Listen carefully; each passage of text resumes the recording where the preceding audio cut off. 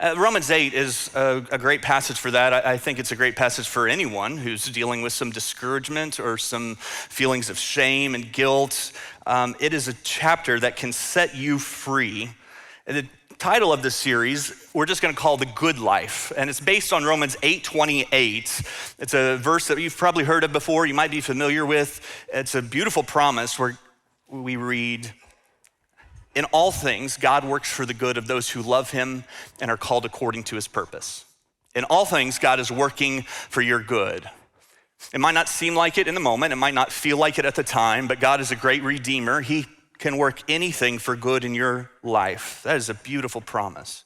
And so we're gonna talk about the good life as God defines it, because sometimes God's definition of good and our definition of good, have you noticed this? They're not exactly the same. And good is a word that can be subjective, meaning if I said to you, hey, you wanna go get something to eat tonight? What sounds good? What sounds good to you might be different than what sounds good to me. We might have different ideas there. But I would say that culturally or socially, we have some agreement about what would be called the good life. It would have to do with comfort and luxury, being free from stress, anxiety.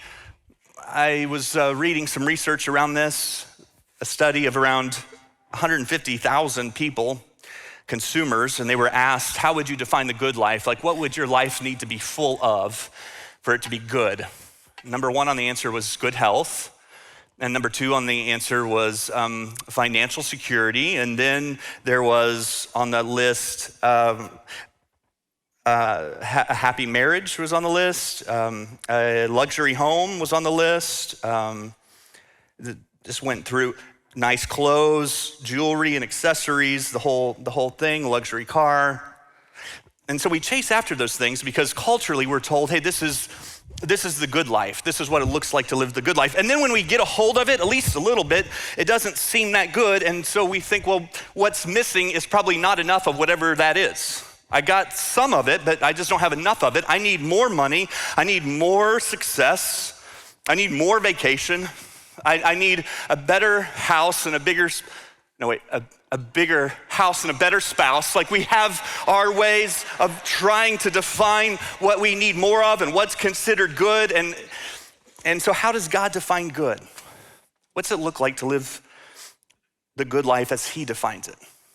And one of our approaches that we see these days is this obsession. Have you noticed this? It's not new, but it's become one of the fastest growing industries in the United States. Is the self-help industry, a multi-billion-dollar industry. We're obsessed with self-help, and yet what's become clear is that self still needs a lot of help. Like, we're not there yet. This is Mental Health Awareness Month, and according to some of the statistics, Harvard Medical says that 1 out of 2 people can expect to develop some kind of mental health issue in their life. Gallup says that 4 out of 10 people listening to this message right now would say that they are overwhelmed with stress, anxiety, they're experiencing depression. We are largely sadder and more stressed than we've ever been. And so while the good life feels more accessible to us on some level, it doesn't seem like we're doing that good. And maybe our problem is the definition. And so Romans 8 is gonna define the good life for us, and God's good is always better than your good.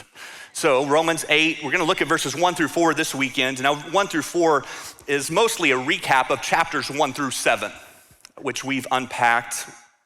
We've gone through each of these chapters, but 1 through 4 touches on some of those things. So I'm gonna read these verses and I'm gonna come back and I just wanna focus on 5 words out of Romans 8.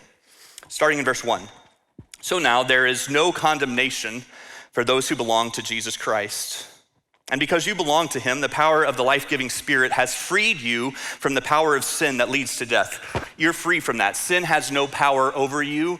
Because of Jesus, you're free from the power of sin that leads to death. Verse 3, the law of Moses was unable to save us because of the weakness of our sinful nature. We hoped the law could save us, that here are the rules, if I keep the rules, then I'll be saved. But as we saw in chapter 5 and chapter 7, that's not how it works. The law can diagnose us, the law can tell us what's wrong with us, but it cannot cure us. The law is a diagnosis, but Jesus is the cure.